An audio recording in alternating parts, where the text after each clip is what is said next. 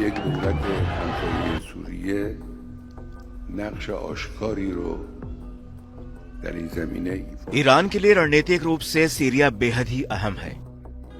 वो इसलिए क्योंकि सीरिया के जरिए ही वो लेबनान के हिजबुल्लाह और हमास को हथियार तक सप्लाई करता है और इन्हीं हथियारों का इस्तेमाल हिजबुल्लाह और हमास इजराइल के खिलाफ करते हैं। सीरिया की पिछली बशर अल असद की सरकार को अभी तक ईरान बचाता हुआ आ रहा था और ईरान कभी नहीं चाहता था कि असद की सरकार का पतन हो, लेकिन अब सीरिया में ईरान को बहुत बड़ा झटका लगा है और सीरिया से मिडिल ईस्ट में एक नया समीकरण बनने जा रहा है।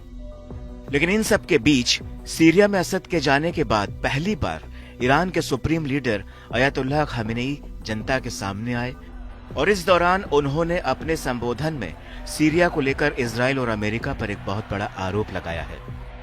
दरअसल खामनेई का कहना है कि सीरिया में जो कुछ भी हुआ उसके पीछे सीधे अमेरिका और इजराइल का हाथ है। खामनेई का कहना है कि ईरान के पास इस बात के पुख्ता सबूत हैं। खामनेई का कहना है कि सीरिया की घटनाएं सीधे तौर पर पड़ोसी मुल्क की साजिश की गवाही देती हैं। साजिश रचना, योजना और कमांड केंद्रों के पीछे मुख्य तौर पर अमेरिका और इजराइल ही शामिल हैं। محصول نباید تردید کرد که اونچه در سوریه اتفاق افتاد محصول یک نقشه مشترک آمریکایی و صهیونیستی است. بله، یک دولت همسایه سوریه نقش آشکاری رو در این زمینه ایفا میکنه، ایفا کرده الانم. खामेनेई ने सीरिया को लेकर इजराइल और अमेरिका पर खुलकर हमला तो किया, साथ ही उन्होंने एक बहुत बड़ी बात भी की। वो ये कि जिस प्रतिरोधी की धुरी को इजराइल के खिलाफ ईरान ने खड़ा किया है वो सीरिया की वजह से कमजोर नहीं होगी, बल्कि वो और ज्यादा मजबूत होगी और उसका और ज्यादा विस्तार होगा। यानी साफ है कि आज सीरिया की अगर बशर अल असद सरकार निशाने पर थी तो कल इजराइल निशाने पर होगा। مقاومت اینه، جبهه مقاومت اینه. هرچی فشار بیارید محکم تر میشه، هرچی جنایت کنید پر انگیزه تر میشه، هرچه با اونها بجنگید گسترده تر میشه.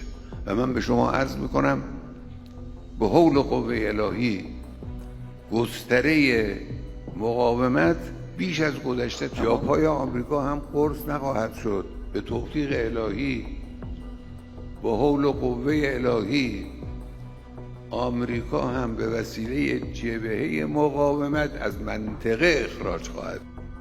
आईसीसी द्वारा नेतन्याहू की गिरफ्तारी वारंट पर भी खामेनेई ने अपनी प्रतिक्रिया जताई। उन्होंने कहा कि नेतन्याहू की गिरफ्तारी काफी नहीं है, बल्कि इजरायलियों का वारंट जरूर जारी किया जाना चाहिए। इसके अलावा उन्होंने ये भी कहा कि लोगों के घरों पर बम गिराना इजराइल की जीत नहीं है, जिसे वो समझ रहा है। کاری که اینا کردن پیروزی نیست، جنایت جنگی است.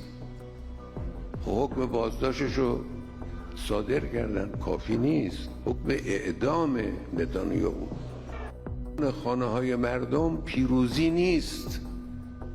احمقها خیال نکنن چون خانه مردم رو بمباران میکنن، چون بیمارستان رو بمباران میکنن، چون اجتماعات مردم رو بمباران میکنن پس پیروز شدن. نه، هیچ کس در دنیا